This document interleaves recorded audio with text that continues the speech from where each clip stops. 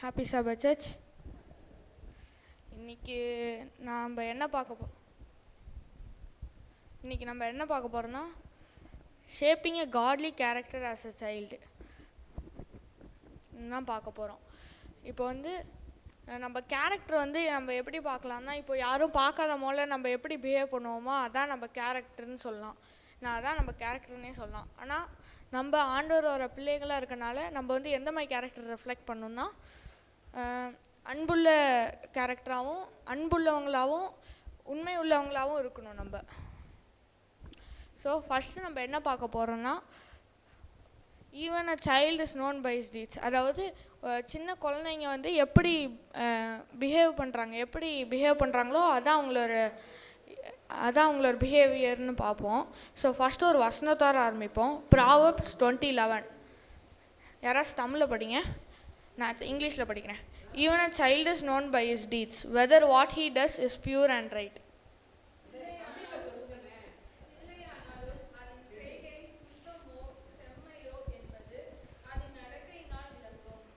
இல்லை சொல்லியிருக்க மாதிரி அந்த சின்ன பிள்ளைங்களோட நடக்கையை பொறுத்துனா அவங்களோட கேரக்டர் எப்படி இருக்குன்னு பார்ப்போம். ஸோ நம்மள மாதிரி இருக்கிற நிறையா சின்ன பிள்ளைங்க நம்ம எப்படி பிஹேவ் பண்ணுறோன்னு பொறுத்துனா நிறைய பேர் பார்ப்பாங்க. ஸோ காட் நம்ம என்ன செய்கிறோம், என்ன பேசுகிறோம், ஏன் நம்ம என்ன யோசிக்கிறோன்னு கூட அவர் தெரிஞ்சவராக இருக்கார். நெக்ஸ்ட்டு ஃபஸ்ட்டு படி இந்த மாதிரி காட்லியான கேரக்டர் பெற்றுக்கொள்வதற்கு ஃபஸ்ட்டு படி என்னதுன்னா ஒபீடியன்ஸ் அண்ட் ரெஸ்பெக்ட். கீழ்ப்படிதலும் மரியாதையும் பற்றி பார்க்க போகிறோம். Obeying God by obeying parents. அதாவது பேரண்ட்ஸை ஒபே பண்ண போல நம்ம காடை ஒபே பண்ணுறோம். பைபிளில் எஃபேசியன்ஸ் 6:1 என்ன சொல்லுதுன்னா, children obey your parents in the Lord for this is right.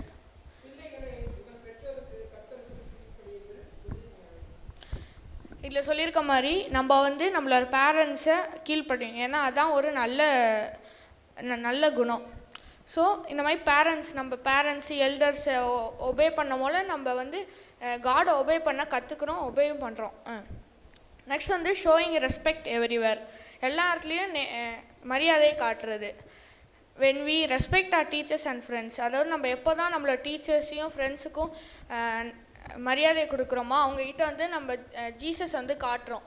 So இந்த மாதிரி நிறைய பேர், இப்போ என் ஃப்ரெண்ட்ஸு கூட கொஞ்சம் பேர் தான் அவங்க அப்பா அம்மாவை வா போன்னு தான் கூப்பிடுவாங்க, வாங்க போங்கன்னு ஒரு மரியாதையோடு கூப்பிட மாட்டாங்க. ஆனால் அந்த மாதிரி கூப்பிடாம நம்ம மரியாதையோடு கூப்பிடணும். இதில் எல்என்ஜி ஒயிட் எஜுகேஷன்ற புக்கில் பேஜ் 225 என்ன சொல்லியிருக்காங்கன்னா, the formation of character is the work of a life, it is for eternity. இதில் சொல்லியிருக்க மாதிரி சின்ன வயசில் நம்ம என்ன கேரக்டர் நம்ம பெற்றுக்கொள்கிறோமோ அதான் நம்மளோட வாழ்க்கை பூரா இருக்கும். அதை தான் நம்ம பரலோகத்துக்கும் கொண்டு போவோம். இதான் இப்போ நம்ம பார்க்க போகிறது ரெண்டாவது படி.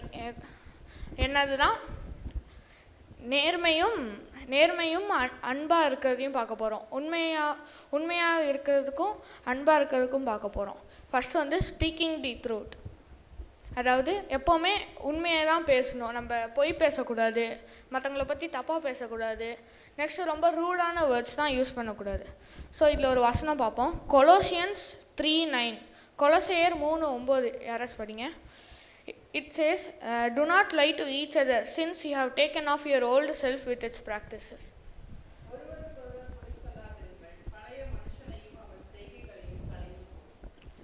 இதில் சொல்லியிருக்க மாதிரி நம்ம பொய் சொல்லக்கூடாது, நம்மளுக்குள்ளேயே பொய் சொல்லிக்கக்கூடாது. அதுவும் நம்ம ஆண்டவருக்குள்ளே வரும்போது நம்மளோட பழைய பாவமுள்ள வாழ்க்கையை விட்டு நம்ம ஒரு புது வாழ்க்கையை பெற்றுக்கொள்கிறோம். நெக்ஸ்ட்டு என்ன பார்க்க போகிறோம்னா, பீயிங் லைக் கிரைஸ்ட். ஆண்டவர் மாதிரி எப்படி இருக்கணும்னா, நம்ம ஒரு ஹார்டான சுச்சுவேஷன், ரொம்ப கஷ்டமான சுச்சுவேஷனில் இருக்கும்போது நம்ம உண்மையை தான் பேசணும். இப்போ சும்மா ஒரு எக்ஸாம்பிளுக்கு எடுத்துக்கலாம். ஒரு எக்ஸாம் ஹாலில் இருக்கீங்க. நீங்கள் எக்ஸாம் ஹாலில் இருக்கும் போல் நீங்கள் எல்லா கொஷினும் கரெக்டாக எழுதிட்டீங்க. ஆனால் ஒரு கொஷின் மட்டும் உங்களுக்கு தெரில, எழுதுறதுக்கு அந்த ஆன்சர் தெரில. உங்கள் ஃப்ரெண்டு நீங்கள் முழிக்கிறத பார்த்துட்டு அவன் உங்கள் ஆன்சருக்கு காமிக்கிறான். ஆனால் அதை பார்த்து எழுதுனா நமக்கு ஃபுல் மார்க் வாங்குறோன்னு ஒரு டெம்டேஷன் வரும். ஆனால் அதை மீண்டு நம்ம வந்து வரணும். ஏன்னா அது வந்து சாத்தான் காமிக்கிற டெம்டேஷன். அதை மீண்டு நம்ம உண்மை உள்ளவர்களாக நமக்கு தெரிஞ்சதை மட்டும்தான் எழுதணும். ஏன் கொஞ்சம் இடத்துல டீச்சர்ஸ் கூட தெரிஞ்சே அவங்க எக்ஸாமில் ஃபுல் மார்க் வாங்கணும்னு சொல்லி அவங்க தான் சொல்லி தருவாங்க. ஆனால் அவங்க பேச்சை தான் கேட்காம நமக்கு தெரிஞ்சதை தான் எழுதணும். அதே போல் நம்மளும் இப்போது நமக்கு தெரிஞ்சதை மட்டும்தான் எப்போவுமே உண்மையை மட்டும்தான் சொல்லணும்.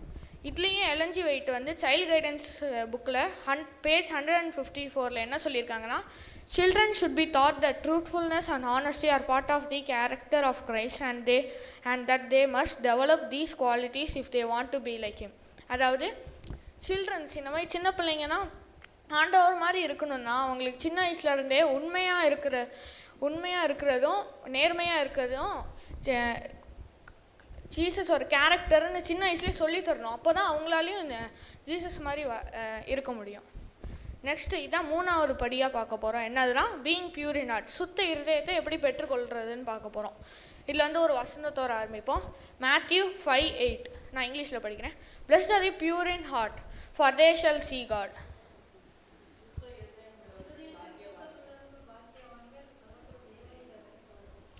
இதில் சொல்லியிருக்க மாதிரியே யாருக்கு தான் சுத்தமான இருதயம் இருக்கோ அவங்க வந்து பாக்கியவான்கள், அவங்க வந்து தேவனை தரிசிப்பார்கள். அதுவும் எப்படி அந்த மாதிரி சுத்தமான இருதயத்தை பெற்றுக்கொள்ளுறதுனா நம்ம வந்து க்ளீனான வேர்ட்ஸ், அதாவது நல்ல வார்த்தைகளை மட்டும்தான் யூஸ் பண்ணணும். எப்போவுமே நல்லதை பற்றி தான் யோசிக்கணும். அண்டு ரொம்ப அன்புள்ள நம்மளோட ஆக்ஷன்ஸ் எப்போவுமே கைண்டாக இருக்கணும். இந்த மாதிரி இருந்தால் நம்ம வந்து ஒரு சுத்தமான இருதயத்தை வந்து பெற்றுக்கொள்ளலாம். அண்டு நம்ம என்னத்தை நம்ம மைண்டுக்கு இன்புட் கொடுக்குறோமோ அதான் நமக்கு அவுட்புட்டாக வரும். ஸோ நம்ம எப்போவுமே நல்லதானதுதான் இப்போ இன்புட் கொடுக்கணும். அது எந்த மாதிரி தான் நம்ம என்ன படிக்கிறோம், என்ன லிசன் பண்ணுறோம். இப்போ நம்ம ஏதாச்சும் படிக்கிறோமா ஆண்டவருக்கு பிரியமாக இருக்கணும். எப்போவுமே ஒரு பைபிள் தான் படிக்கணும். இல்லை ஏதாச்சும் ஒரு மிஷினரி புக்கு, இல்லை தான் இப்போ எல்என் ஜி ஒயிட் கூட நிறையா நல்ல புக்கு எழுதியிருக்காங்க. அதை எடுத்து படிக்கலாம். நெக்ஸ்ட் வந்து என்ன கேட்குறோம். ஏன் இப்போ வந்து நிறைய பேர் வந்து சினிமா பாட்டு தான் கேட்பாங்க. ரொம்ப டிப்ரெஸ்டாக இருப்பாங்களா, அதனால் சினிமா பாட்டு தான் கேட்பாங்க. அந்த மாதிரி கேட்காம நம்ம வந்து ஆண்டவரோட பாட்டு வேணால் கேட்கலாம். அண்டு இந்த மாதிரி பிரசங்கம் தான் கேட்கலாம். இதுலேயும் எல்என் ஜி ஒயிட் என்ன சொல்லியிருக்காங்கன்னா, சைல்டு கைடன்ஸில் பேஜ் 193 என்ன சொல்லியிருக்காங்கன்னா, the early years of a child's life are very important. What they see, hear and feel will leave a lasting mark on their character. அதாவது சின்ன வயசில் ஒரு குழந்தையோட சின்ன வயசு தான் ரொம்ப முக்கியமான முக்கியமான நாள்பாங்க. ஏன்னா அவங்க என்ன கேட்குறாங்க, என்ன பேசுகிறாங்க, என்ன பார்க்குறாங்க, என்ன ஃபீல் பண்ணுறாங்க, எல்லாமே அவங்களோட லைஃப் லாங் இருக்கும். இப்போ வந்து ஒரு எக்ஸாம்பிள் எடுத்துக்கலாம். இப்போ வந்து ஒரு சின்ன பிள்ளை வந்து சின்ன வயசுலேருந்தே நல்லபடியாக ஒரு நல்ல இதுவாக இருக்குது. இப்போ வந்து நல்லா மற்றவங்க பெரியவங்க பேச்சு கேட்கும். நெக்ஸ்ட்டு மற்றவங்களுக்கு மரியாதை கொடுக்கும், நல்லா ஹெல்ப்ஃபுல்லாக இருக்கும் தான். பெருசானதுக்கப்புறமும் அது ரொம்ப நல்ல பிள்ளையாக இருக்கும். அதுவும் இப்போ வந்து மிச்ச குழந்தைங்கன்னா ரொம்ப குறும்பு பிடிக்கும். நெக்ஸ்ட் பேரண்ட்ஸ் பேச்சு கேட்காதுன்னா பெருசானதுக்கப்புறம் அவங்களும் அதே கேரக்டர் தான் அப்படியே இருக்கும். ஸோ நம்ம வந்து சின்ன வயசுலேயே நம்மளுக்கு ஒரு நல்ல கேரக்டர் வந்து பில்ட் பண்ணணும். அப்போ தான் நம்மளோட ஃபெய்த்தும் ஆண்டவர் மேலே ஏறும், அதிகமாகும். நெக்ஸ்ட் வந்து லேர்னிங் ஃப்ரம் ஜீசஸ் பார்க்க போகிறோம். ஸோ ஒரு சின்ன வயசுலேயே இப்போ ஒரு சைல்டு நமக்கு ஒரு எக்ஸாம்பிளாக இருக்கணும் தான் ஆண்டவர் தான். அவர் தான் நம்மளோட ரோல் மாடலாக இருக்கணும். இப்போ வந்து நம்ம ஃப்ரெண்ட்ஸ்கிட்ட யார்கிட்டயாச்சும் கேட்டிங்கன்னா நிறைய சயின்டிஸ்ட் சொல்லுவாங்க, அப்துல் கலாம் அவங்க ரோல் மாடலு, நான் ஏதாச்சும் ஒரு சினிமா நடிகரை சொல்லுவாங்க அவங்க ரோல் மாடலாக. ஆனால் நமக்கு எப்போவுமே ஆண்டவர் தான் நம்மளோட ரோல் மாடலாக இருக்கணும். ஸோ நம்ம ஒரு வசனம் படிப்போம், Luke 2:52. நான் இங்கிலீஷில் படிக்கிறேன். And Jesus increased in wisdom and stature and in favor with God and man.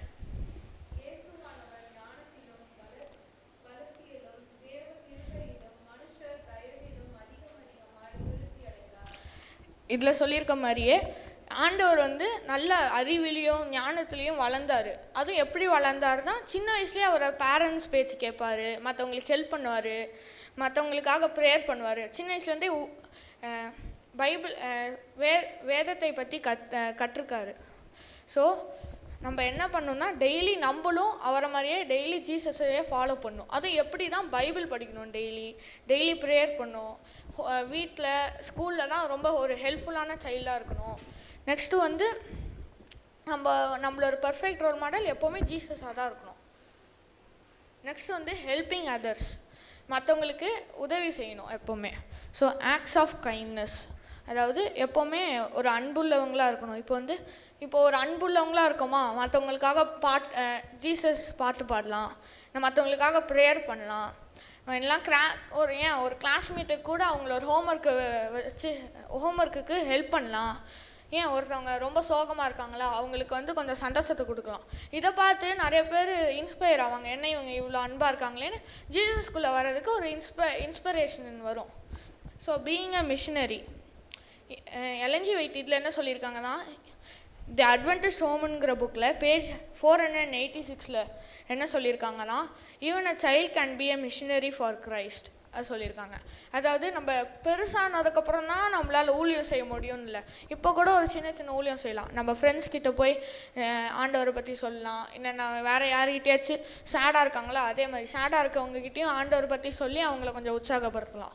Next வந்து ஷைனிங் ஆர் லைட், அதாவது நம்மளும் கொஞ்சம் இந்த மாதிரி கஷ்டப்படுறவங்களுக்கு தான் ஹெல்ப் பண்ணலாம்.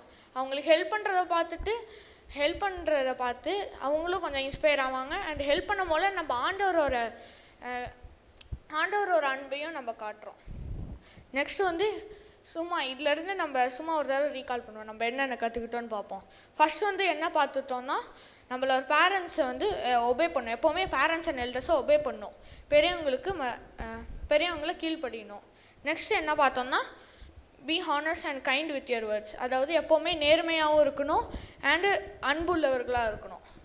Next keep a pure heart and mind, அதாவது எப்போவுமே ஒரு சுத்தமான இருதயமும் சுத்தமான பியூரான மைண்டும் எப்போவுமே வச்சுருக்கணும். And follow Jesus example daily, அதாவது எப்போவுமே நம்மளோட ரோல் மாடல் ஜீசஸாக தான் இருக்கணும். ஜீசஸே நம்ம எக்ஸாம்பிளாக வச்சு நம்ம டெய்லி இருக்கணும். நெக்ஸ்ட் வந்து help others and B a blessings. So மற்றவங்களுக்கு வந்து நம்ம வந்து ஹெல்ப் பண்ணணும், மற்றவங்களுக்கு ஹெல்ப் பண்ணி அவங்களையும் கொஞ்சம் இன்ஸ்பயர் பண்ணி அவங்களையும் ஆண்டவருக்குள்ளே வர வைக்கணும். ஸோ ஆண்டவர்கிட்ட நம்ம வந்து நம்மளோட கேரக்டர், ஒரு காட்லியான கேரக்டர் வர வைக்கிறதுக்கு நம்ம ஆண்டவர்கிட்ட ப்ரேயர் பண்ணுவோம். Dear church family, we are never too young to have a strong, beautiful, Christ-like character. இந்த வாய்ப்பை கொடுத்த தேவனுக்கும் சபையோருக்கும் நன்றி.